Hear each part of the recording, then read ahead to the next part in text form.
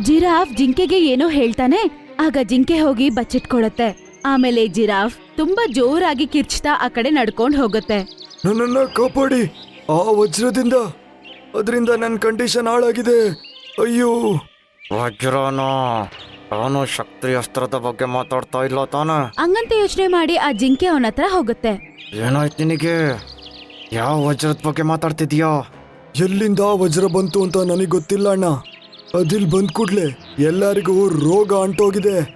ನನಗೆ ಗೊತ್ತಾಗ್ತಾ ಇಲ್ಲ ನಾನು ಹೇಗ್ ಬದುಕುದು ಅಂತ. ಅರೆ ವಾ, ಆಯ್ತಲ್ಲ ಮಾತು.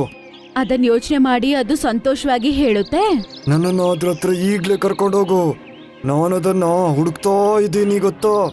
ಈಗ ಅವರ ಪ್ಲಾನ್ ವರ್ಕ್ ಆಗ್ತಿದೆ ಅಂತ ಅನ್ಸುತ್ತೆ. ಈಗ ಆ ಜಿರಾಫ್ ಶಕ್ತಿ ಅಸ್ತ್ರದ ಕಡೆಗೆ ಹೋಗುತ್ತೆ. ಆಮೇಲೆ ಜಿಂಕೆ ಕೂಡ ಅವ್ರ ಹಿಂದೆನೆ ಹಾರ್ಕೊಂಡ್ ಹೋಗ್ತಾ ಇರುತ್ತೆ. ಸ್ವಲ್ಪ ದೂರ ಹೋದ ನಂತರ ಅವರು ಆ ಶಕ್ತಿ ಅಸ್ತ್ರವನ್ನು ನೋಡ್ತಾರೆ.